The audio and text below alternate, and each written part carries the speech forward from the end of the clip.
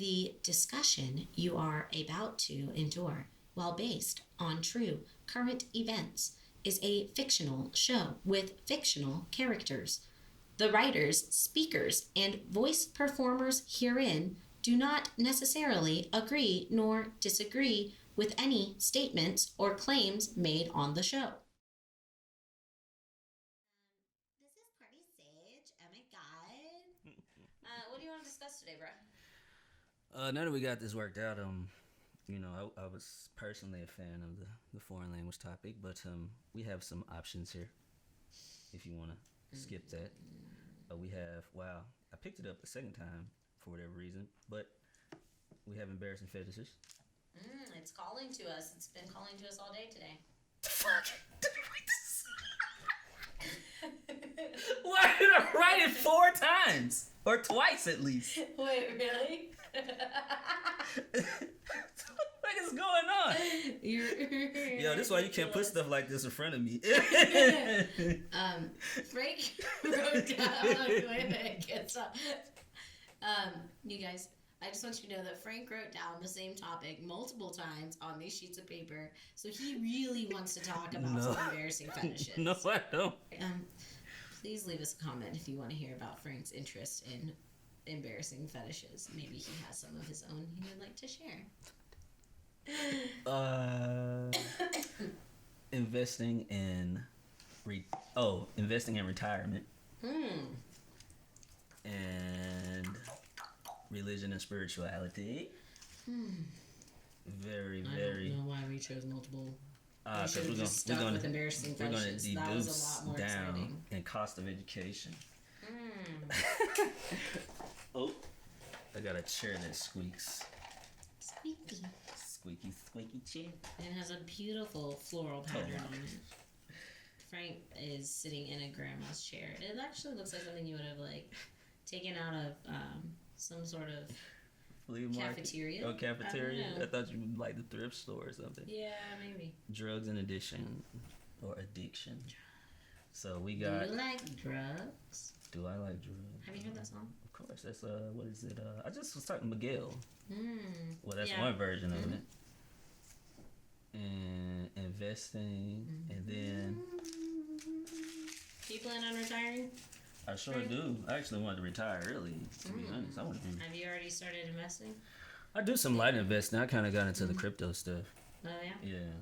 You're pretty well set up over there. I have a friend that has already $1 million in cryptocurrency. No, I wish I was one of those people who got in before it was a thing. I kind of caught the wagon. Tail end of it. Kind of on time, but just not enough capital for that time. Like if I had gotten in a year earlier, it's kind of funny because I had heard about it various times, but just in different ways. Actually, I wouldn't say the early days of the internet, but around 2007 or 8 or so, it was kind of I was doing these. Unfortunately, Frankie is a little bit of a get rich quick schemer. So I was trying to do these clickbank type site things where not clickbank for people who know, but basically you click ads and they were paying you in Bitcoin, but it was 0.00000015 or something like that for people who know. And so I was like, man, I'm not gonna click all these ads, but it's funny though because I probably could have got 1 Bitcoin out of doing it. If I would have, and then been able to keep it or sell it or do whatever. So it's just it's like the .com boom or the Amazon investing or Google stock. It's always that thing, So, but fortunately if you watch crypto, you can always get in at the right time. You just got to have the capital, right, to play the game. Kind of hard. Yeah. I used to have a small retirement account, and then I essentially cashed it in to go on a study abroad trip. Oh, well. And I spent a month in Europe, in Budapest, Hungary, and 1 weekend in Vienna, Austria. And I guess it was worth it. I had a great time. I was about to say, if you had a fun time, then I guess that counts in. You still got time to set up for retirement. So, yeah. So what do you imagine retirement to be like? don't know. I don't really want to create a life that I feel I need to retire from. But I mean, I like making things, and I feel like till the end of my life, I'll continue making things. I mean, my grandmother is 89 years old and still extremely active. Well, and I'm not going to say extremely because she doesn't like work out a lot or anything, but she does go to a gym. They just do light workouts. But she volunteers. She plays in 2 different community bands. Like, I mean, she lives by herself in her own house, 3-story house. She still drives everything. So I think I have some good genes in me. So I don't really plan on like traditional retirement being for me. So no, like, I don't know, selling off to the sunset, living on. I would love to live on a beach, and I would love to live on a mountain, but I would like to do that during my regular life and not just a retirement. I don't want to save the good parts of life for the very end. I heard that. Yeah, I'm not sure with retirement. I think I kind of share that. Like, I know that I'm a tinkerer, so I'm always going to be tinkering on something. So I suppose what I want to retire from is the so-called Robert Kiyosaki rat race. I want to retire from that. Not necessarily working. I mean, I've talked to several, people that's older than myself, 50, 60, and they say, like, once you stop having some sort of activity, that's when, you start dipping off. Yeah. Taking the long journey home, as they say, or some might say. And so, I'd rather, like, try to create, as much longevity. The world's a pretty dope place if you make it. So yeah, I think that the biggest thing for me is I would want to travel more, and I would want to actually like take in the time to enjoy everything I'm going to see. Whereas like maybe lately, if I travel, it's with friends and they just want to get drunk and party, which is cool in the right time and place. But if I'm spending all this money to go to an exotic place, then I want to actually experience that place and remember my trip there. I was gonna say, I think that's important. Like, you go to see like the blue pools or whatever, and then you're like, oh, did I see that? I don't know. But I mean, I guess it may give you a reason to go back. No, that's not that. There's too many places to see it. No, I agree. Would you ever try around the world in 80 days? No, but I have a friend who did something similar. He went to some like 50 different countries. He spent a whole year of his life traveling. Wow. And then came home, and then he moved to Colorado. He seems to be doing well. I don't know what he's doing to sustain, but that question of sustainability, I think, comes down to what comforts you want. Because I've seen people, like, they seem to get around just fine, but they don't like have a lot of the amenities that many of us have gotten accustomed to. Right. So if you don't mind, backpacking. Yeah, then you're good to go. You can start traveling today. That's how my ex was. Anyway. So I definitely want to do my traveling from a space of I wouldn't want to use the word comfort, but like security, in a sense. Like I kind of like the idea of like showing up to a place with nothing, so to speak. Like, you don't pack any bags, you just kind of go. But I wouldn't want to like get dropped off in that place in a whole new culture and then like have no means of getting anything. So, there's actually some backlash from, I don't exactly remember what countries, but there were some people complaining about American backpackers always begging for money and stuff. That's what I'm saying. And yeah, that's just not how I want to do things. I want to know that wherever I'm going, I have a place to sleep, a shelter to sleep in. That's an actual Or at least house. can get you something. Right. Like, I don't mind camping once in a while, but I don't want to camp every single night. And I don't want to be like, oh, wherever I land, I'll just hang my hammock up. That's not me. And I mean, I don't have anything wrong against that for other people. It's just, I like a dry bed. I like to take a shower. So... Yeah. My friends went on a trip to Thailand, and it was a backpacking trip, but they had 2 nights in a hotel. So it was like they backpacked for a little bit, they spent a night in a hotel. They backpacked for a little bit, they spent a night in a hotel. And they were like, that's probably the best way to do that sort of thing. Yeah, it doesn't sound like, based off of that they were stay necessarily without anything. Right. Well, it's all planned. Yeah. That's the thing too. If you're not planning out what you're gonna do the whole time that you're somewhere, then you have no itinerary. Then you just are gonna waste a lot of time trying to figure out what to do while you're there. You have to do the research and be prepared and planned ahead of time, I think, to fully enjoy it. I'm kind of like in the middle. Like I guess first baseline, I do think that you need to be able to provide for yourself. But I'm saying like once we know that, I guess I'm like, hey, if I like, I'm probably gonna slaughter this, but let's say I chose to go to South America, like I have no problem with like getting lost in Mount Pikachu, whatever it's called. You know what I'm talking about? Or like if I forget how to say it. Yeah. Mount Pichuachu. Struggling here. You know, you get it. Machu Picchu. Yeah, Machu That's Picchu. Okay, can we say it? Yeah. Mount Machu Picchu. Yeah, I have no problem like, you know, wandering through the forest. I mean, I know the Amazon. I respect the Amazon forest, but I'm just saying like I have no problem, you know, traveling around. You just gonna walk through the Amazon by yourself? There are snakes that will eat you. In the I know. Amazon. I said I respect the forest. I've bears. seen the movie Anaconda. I got it.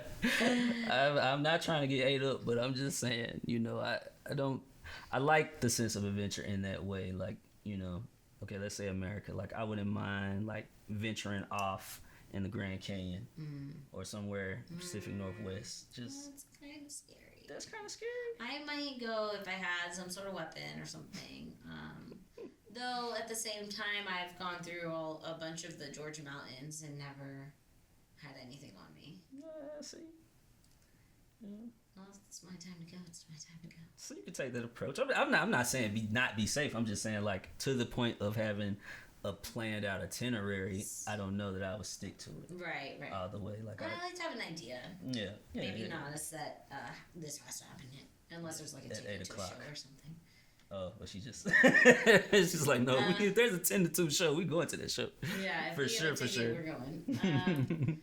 What about if you were like in the outback of Australia? That's the only thing that like scares me because they have dingoes and they have wolf spiders and they have all this like scary wildlife that I'm not used to or wouldn't know out. I mean, I guess the same would be said for the jungle, but exactly. I think I would have been more weary or leery of it if I had not seen that there are people who live in the outback. I think that kind of like you said, my preparation would be like me learning about the dangers that's in this area.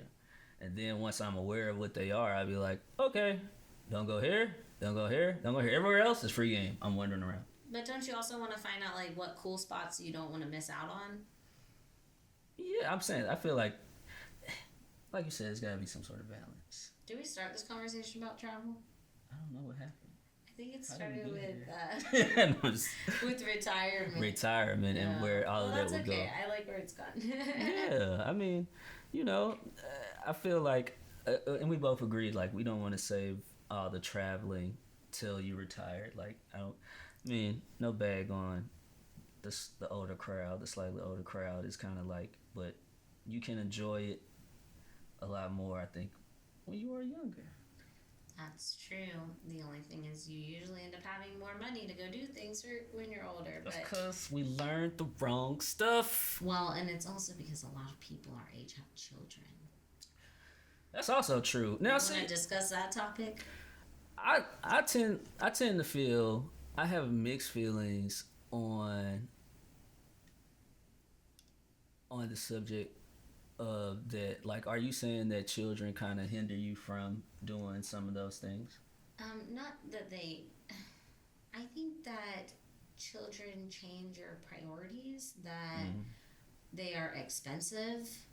Children are so expensive. My friend pays childcare that's twice the cost of my rent. So if I can barely afford to travel, they definitely are traveling. Okay. Anyway. I got like 4 questions, but I can't ask them. Go ahead. I'm trying to think of all. I know that there are 4 of them. I'm like, what do you mean childcare? Like daycare. Oh, okay. When they're little. I thought you were meant meaning child support. No. Okay. I was about to say, oh boy. That's different. It is a lot different. That's expensive too. Super expensive. Well, that's if you're separated. But I mean, I guess you come from a place where you naturally assume people are separated. Yeah, I do. I'm so sorry. I'm sorry. I mean, my parents did divorce. I was just 10 years old when it happened. Well, 10 to 13. It was a 3-year divorce. So we can discuss my personal trauma in another situation. Another time, yeah. Hopefully where there's wine. Anyway. No, so I don't know. I think that children cost more money to take care of, and you end up having less money to spend on traveling. But not only that, you prioritize whatever their things are. So, like, if my nephew plays in 3 different sports throughout the year, then they're more worried about making sure that those dues are paid and that he's attending practices than they are about, oh, let's take a family trip. But on the same grain of salt, my nephew has been on more cruises than I have, and he's 11 years old. Yeah, wow. Yeah, definitely I've been on 0. But yeah, I only went on 1, and I'm going to tell you that I think cruises are overrated. Really? Even, I mean, out of like, let's say that it was a different situation where you could do like a 7-day cruise, because I've been told the Alaska one is phenomenal. My friend who went from being overrated to you would love to do but it. my friend who went to Alaska said that it was his favorite trip he's ever taken, and but you don't have to take a cruise there. You could just travel there. That's true. Or you could take a cruise, and what someone said was they took a cruise and then they stayed a few days in Alaska and then they flew home, and that might be cool too, because I feel like on the cruise we didn't really get to experience the cities that we went to. We went to the Bahamas, and it's like each day you left, and then you had to be back on the boat by 4:30. You didn't really get to see any of the nightlife in that city. You didn't get to stay overnight there. So it's like very overrated to me, because the whole time you're on the boat, and when you're on the boat, it's essentially just like a mobile resort, and you're just with a bunch of white people. It's like that, you know that movie WALL-E in the end, and they're all on the ship? Oh, yeah. They're all in the ship in outer space. That is what it feels like. They're shoveling food. Free food is everywhere. Like, I ate so much more than I normally eat on that trip. Then you're in these small spaces, and I mean, hope to God you're not sharing a room with someone. I shared a room with 2 other people. I love them to death. But I don't want them in my face all the time sharing a room with me. It's too much. And then everywhere you go, you gotta wait in line for something. Every time you want to get off the boat, you gotta wait in this line of like the 400 other people that you're with. I don't know. Well, yeah, well, I mean, I do agree with you, especially on the latter part, but I definitely agree. Like, I would probably cruise to get to the place, and then maybe cruise to come back. I do like the water, though. I definitely like the water. I love being on the ocean. So I could dig that. I agree with the fact that, like, you know, you don't want to have to be back at the boat by 8 p.m. or you get stranded on the island. That would suck. Especially if you're having a good time. I wouldn't want to do that. So yeah, I mean, I didn't know that much about like this. I've heard, but your story of it definitely sounds less. Cruise ships, I mean, y'all got to do something about that. It's free drinking, or ours was all inclusive drinking and food. And I can only drink and eat so much. And I don't know, not only that, but I also recently learned that cruise lines all dump their garbage in the ocean, and they just would prefer to pay a fee, because the fee is not that significant compared to how much easier it is, or I guess less labor cost it is to just toss things in the ocean.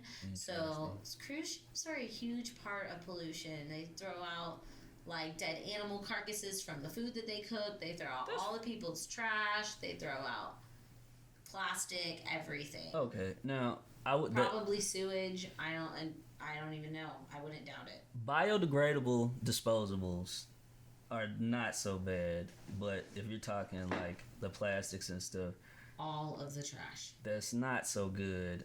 Now I will say there is something happening in, I believe, Indonesia, where they're turning trash into islands, which is pretty dope. Gross. You want to live on a trash island? Do you know how bad it probably smells? Well, now we do have historical precedents for this. The story goes that Mexico was created by like leveraging burnt hay, wheat, whatever they could burn. That's how the land of Mexico was created. Is that true? That's the. I don't believe that. That's the story. It's something about I haven't heard it since I was a kid, so I'm probably fast forwarding through a whole lot. But that's the gist. We will look that up. The land of Mexico was created. We will look that up, and if anyone else has heard this fable or tale that Frank is sharing with us, please give us more information. It's not a fairy tale. If there is any it's all true resources, please send that our way as well. Thank you, Frank. But I'm saying, it's precedents for it. It's okay. Some type of historical precedent for it. But I mean, I think that's interesting. I mean, because at the end of the day, if you think about it, we're all walking on top of trash of sorts. We're walking on broken glass. Dun, dun, dun, dun, dun, dun, dun, dun. Never heard it before, I ain't gonna lie. You don't know that song? No. Feels like I'm walking on broken glass. Dun, dun, dun, dun. I'll have to play it for you. Yes. I can tell you now, I don't know. Can I address the elephant in the room, Frank? What's that? Why are there so many Chucky dolls in your apartment? Wow, a lot of public information. I'm gonna delete this, but the reason why there are so many Chucky dolls is because my you don't room. Think we can include this as part of Frank's personality? How about we improv something else? How about this? Ready? Ready. Frank, I would just like to know why you have so many posters on your walls. Okay, so the reason why there are so many posters on the wall is because it all started back in early college days. Actually, where my mind went doesn't really add up to what I was going to say. All right, well, but there's a funny story about this, actually, that you'll get a kick out of. So, there was one day that I came home or back to the apartment. This was when I was in college. We stayed in this place called The Lakes. And we were trying to get the computer set up to do music or whatever. And so people might know this, Kazaa was using Kazaa or LimeWire at the time. I think that was still a thing. I remember LimeWire. And so I was trying to download a movie called The Seed of Chucky. And turns out that it wasn't the seed of Chucky that we was thinking of. Was it a porno? Oh, it was a porno, all right. Oh, yeah, it was a please porno. Please find this. I need to see this. Oh, no, I don't think they want to. Well, I don't know. It's for a very special audience. Are we going into weird fetishes now? Because that's another topic. That ain't no fetish. All I can say is you had two people who was like, this ain't no seed of Chucky we trying to see. So yeah, but funny, I don't know what the deal is with the posters, but I do know. I mean, like, so one is like Bob Marley, that's cool, and then the other one is, what is that, like from a movie? Well, there are a couple movie ones. Yeah. They kind of ended up getting into like a thing where. And is there like a hidden like Playboy fold out centerfold one right there? You really want there to be a Playboy centerfold? Is that what that is? I don't know what I'm looking at. That's for a private collection. I'm surprised you noticed it. Oh, it's a Hooters calendar. Okay. A Hooters. That's not as bad. At least they're closer. Mostly. No, that's from Tilted Kilt. Do they sell calendars there? Maybe. I'm sure they probably do. Maybe. All right. But yeah. I like how we're setting up this space. What Frank's recording studio looks like. Oh, Frank's. Hey. Don't worry, maybe we'll take this to my house and you can do the same for me. Hey. Hopefully you don't have things you can't really explain around. Do you? Not on the walls.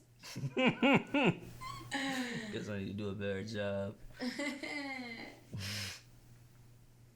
Everything can be explained. Everything could be explained. Can't guarantee you'll like the explanation. Okay, I think we have to talk about weird fetishes because it came up and then you talked about Chucky porn. So let me ask you, have you ever seen any other movie or TV show character recreation porn? No, actually. I've kept my porn very basic. Oh, that's boring. What's wrong? Like, hey. Okay, so I saw this one. It was Alice in Wonderland, but I think it was shot in like the 70s or 80s because it was really vintage looking. That was interesting. Did you enjoy it? I did. And then this one on the Grinch. Mm-hmm. It was weird, but I was okay with it. I don't know. Really? It was weird. What's up with this? I don't know. There's this whole world out there. We don't have to discuss it if you're not.